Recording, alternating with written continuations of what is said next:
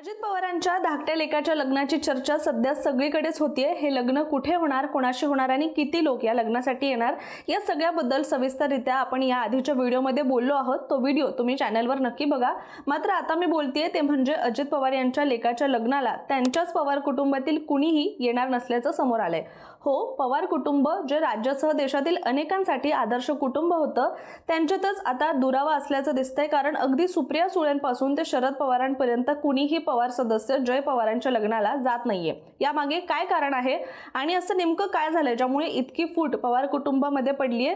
चला तर या सगळ्याबद्दल सविस्तररित्या व्हिडिओच्या माध्यमातून जाणून घेऊया। नमस्कार, मी रामेश्वरी आणि तुम्ही पाहताय कट टू कट। बहरीन या देशात अजितदादांच्या चिरंजीवाचा म्हणजेच जय पवार यांचा विवाह सोहळा पार पडतोय। अवघ्या 400 लोकांना निमंत्रण मिळाल्यामुळे अगोदरच या सोहळ्यावर चर्चा केली जाते। त्यातच राष्ट्रवादी काँग्रेसच्या दोन भाग्यवान नेते असणाऱ्या प्रफुल्ल पटेल आणि सुनील तटकरे यांना जय पवारांच्या लग्नात अक्षता टाकायला दादांनी संधी दिली। म्हणजेच इतर कोणत्याही नेत्याला लग्नाचं निमंत्रण दादांनी दिलेलं नाहीये। तर दुसरीकडे आता जय पवार यांच्या विवाह सोहळ्याला संपूर्ण पवार कुटुंब अनुपस्थित राहणार असल्याचं सुद्धा बोललं जातंय।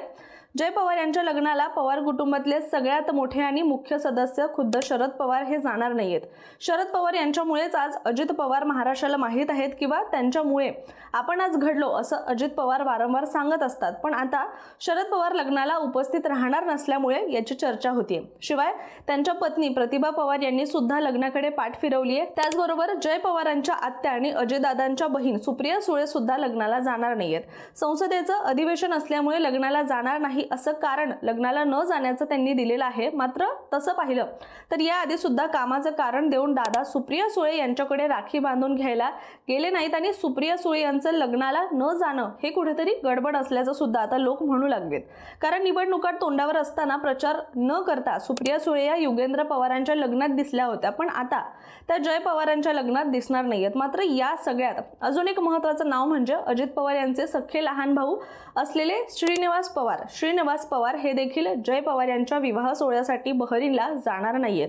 कारण श्रीनिवास पवार आणि त्यांची पत्नी बंगळुरू येथील एका दुसऱ्या विवाह सोहळ्याला उपस्थित राहणार आहेत। यामुळे ते बहरीनला जाणार नाहीयेत। त्यामुळे आता संपूर्ण पवार कुटुंबाच्या गैरहजेरीमुळे पवार कुटुंबातील मतभेद चव्हाट्यावर आल्याचं सुद्धा बोललं जातंय। कारण 30 एप्रिलला युगेंद्र पवार यांचा विवाह सोहळा तनिष्का कुलकर्णी यांच्यासोबत पार पडला। या विवाह सोहळ्याला अजित पवार वगळता संपूर्ण पवार कुटुंब उपस्थित होतं। सुप्रिया सुळे यांनी तर लग्न समारंभात डान्स देखील केला, तर शरद पवार पूर्ण सोहळ्यात उपस्थित होते। सुनेत्रा पवार, पार्थ पवार सुद्धा लग्नात दिसून आले, पण अजित पवार मात्र लग्नाला उपस्थित नव्हते। ते राज्यात नगर परिषद निवडणुकांचा प्रचार करत होते।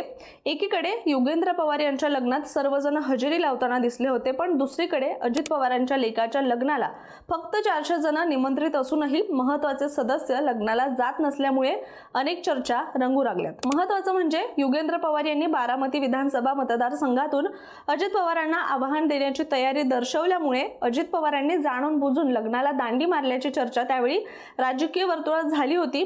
आता अजित पवारांचे बंधू श्रीनिवास यांनी जय पवारांच्या लग्नाला जाण्यास नकार दिल्याने कौटुंबिक संबंधांमधील तणाव आणि राजकीय मतभेदांचा थेट परिणाम या दोन्ही घटनांवर झाला असल्याची चर्चा जोर धरू लागली आहे। दोन भावांच्या कौटुंबिक समारंभातील या परस्पर गैरहजेरीमुळे पवार कुटुंबातील दुराव्याची चर्चा राजकीय वर्तुळात आता रंगू लागली आहे। त्यात अजित पवार यांनी पक्षातील प्रफुल्ल पटेल आणि सुनील तटकरे यांना लग्नाचं निमंत्रण दिलं, पण आता प्रफुल्ल पटेल आणि सुनील तटकरे हे दोघं सुद्धा लग्नाला जाणार नाहीयेत, तर त्यांची फॅमिली या बहरीनला लग्नासाठी जाणार आहेत। आणि आता पाहूयात की कोण कोण पवार हे लग्नामध्ये असणार आहेत। या लग्न सोहळ्याला पवार कुटुंबातून शरद पवार गटाचे युवा नेते आणि श्रीनिवास पवार यांचे सुपुत्र युगेंद्र पवार हे त्यांची नवविवाहित पत्नी तनिष्का कुलकर्णी यांच्यासह उपस्थित राहणार आहेत। युगेंद्र आणि तनिष्का जय पवार यांच्या लग्नासाठी बहरीनला जाणार आहेत। तसेच सुप्रिया सुळे यांची कन्या रेवती सुळे ही देखील जय पवारांच्या लग्नासाठी उपस्थित राहणार आहे। यामुळे एका बाजूला काका श्रीनिवास पवार गैरहजर राहणार असले तरी चुलत भाऊ युगेंद्र पवार आणि बहीण रेवती लग्नाला उपस्थित दर्शवणार आहे। यामुळे एका बाजूला काका श्रीनिवास पवार गैरहजर राहणार असले तरी चुलत भाऊ युगेंद्र पवार, रोहित पवार आणि बहीण रेवती लग्नाला उपस्थिती दर्शवणार आहे। आता बोलूयात महत्त्वाच्या व्यक्तीबद्दल म्हणजेच जय पवारांचे मोठे बंधू पार्थ पवारांच्या उपस्थितीबद्दल।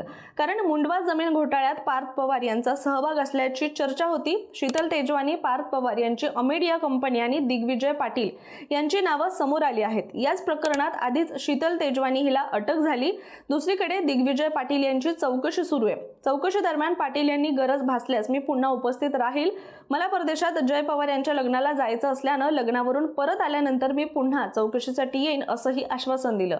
यावर अंजली दमानिया यांनी टीका केली आहे। दिग्विजय पाटील यांची 2 डिसेंबर रोजी चौकशी झाली, पण आज तो माणूस बहरीनला गेला अशी बातमी जेव्हा मी ऐकते तेव्हा धक्का बसतो की एवढा मोठा क्रिमिनल चार्ज असताना अधिकाऱ्यांनी त्याला बाहेर जाण्याची परवानगी कशी दिली, असा प्रश्न त्यांनी उपस्थित केला।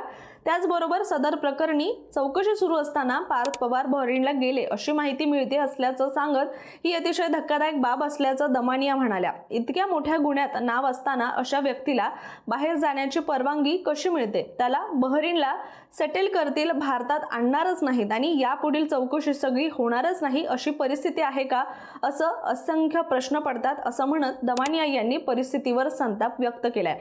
सध्या अजित पवार यांचे सुपुत्र जय पवार यांच्या विवाह सोहळ्यासाठी पवार कुटुंबीय बहरीनला रवाना होत असल्यामुळे दमानिया यांनी ताशेरे ओढले आहेत। त्यामुळे देखील जय पवार यांचा लग्न सोहळा चर्चेत आलाय। त्यामुळे अटकेची टांगती तलवार असलेले पार्थ पवार जय पवार यांच्या लग्नानंतर भारतात परत येणार की बहरीनला मुक्काम करणार हे पाहणं सुद्धा आता महत्त्वाचं असणार आहे। एकंदरीत राजकीय मतभेदामुळे कौटुंबिक संबंधातील तणाव वाढत असल्याचं हे चित्र आहे। भविष्यात हे कौटुंबिक संबंध पूर्ववत होतील की या भाऊबंदकीचे ग्रहण कायम राहील हे पाहणं सुद्धा महत्त्वाचं ठरणार आहे। त्यामुळे आता जय पवारांच्या शाही लग्न सोहळ्याला कोण कोण दिसणार हे समोर येईलच। तुर्तास आपण इथेच थांबूया। मात्र या सगळ्याबद्दलचं तुमचं मत सुद्धा कमेंट करून नक्की सांगा आणि अशाच माहितीपूर्ण व्हिडिओसाठी कट टू कटच्या YouTube चॅनलला सबस्क्राइब करायला विसरू नका।